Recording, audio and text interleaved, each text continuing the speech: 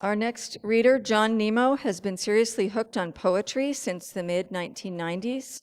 His poems have appeared in various online and paper journals, including Stirring, Rattle, Wisconsin Review, Sandhill Review, Stickman Review, and Convergence. He has an active career as an environmental physicist and lives with his wife Elsa in Menlo Park. Please welcome John Nimmo.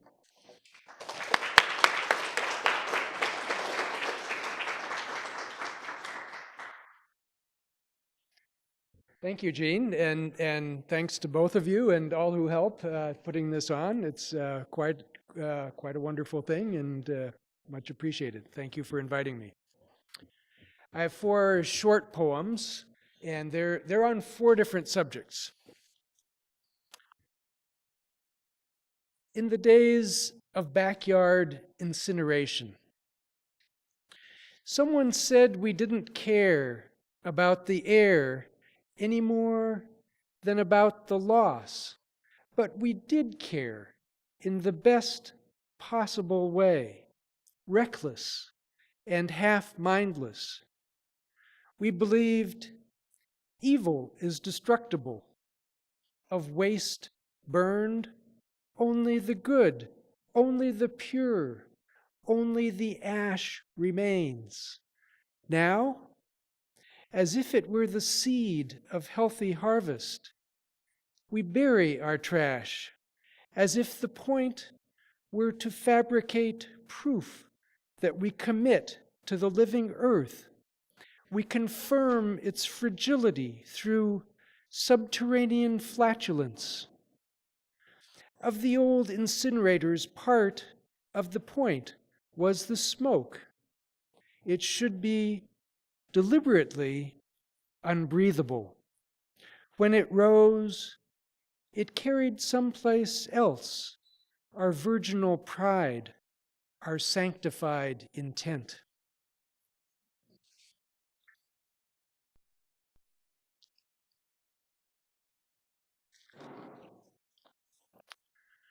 Stick shellac is what I'd use to patch the crack in the handle of this cheese knife, novelty of the 90s, when brie was the rage and my father was dying. At his screen door, I knocked and stood like a Fuller Brush man, a kid selling magazines, a UPS guy with a package. He stammered, "Don't knock, walk in." The gap is an absence like evil, the privation of good.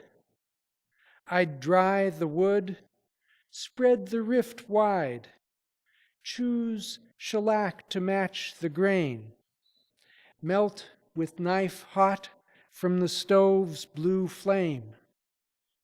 Fill the concavity, drip by drip.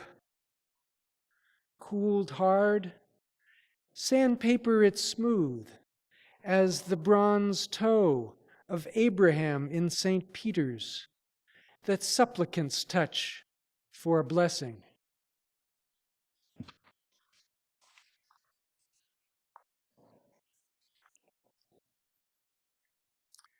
Sammamish.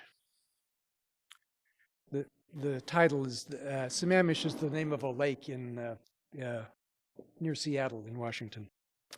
Sammamish, the bulk of cold blue lake, all higher life within, scum conceals.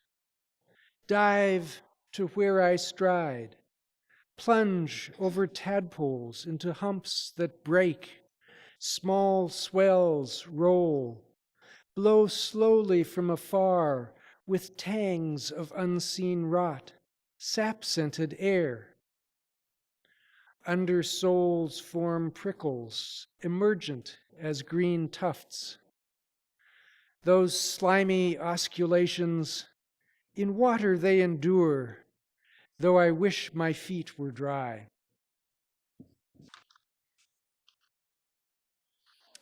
The fourth one.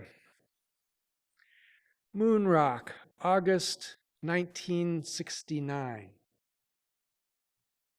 Somebody said there's a moon rock at North American Rockwell in Seal Beach where they made the Saturn V.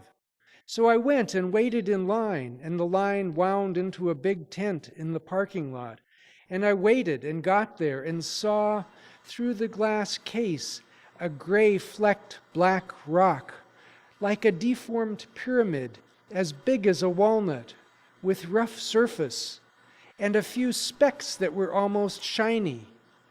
And I stared, though not too long because of the line that I too had waited in, but kept thinking, this was a real piece of the real moon, which I had seen before, but never so close. And then past it I paused, near the door of the giant tent, and watched other people drift away, their faces blank. They'd seen the gray rock. They stood and muttered, all of them, saying the same thing in different words. It was just a rock. It was a rock. It was only a rock. It was nothing but a rock, which of course is what it was. It was a rock. They should have expected it to look like a rock, nothing more than a rock. A rock doesn't look magic or special just because it's from the moon. It's a rock.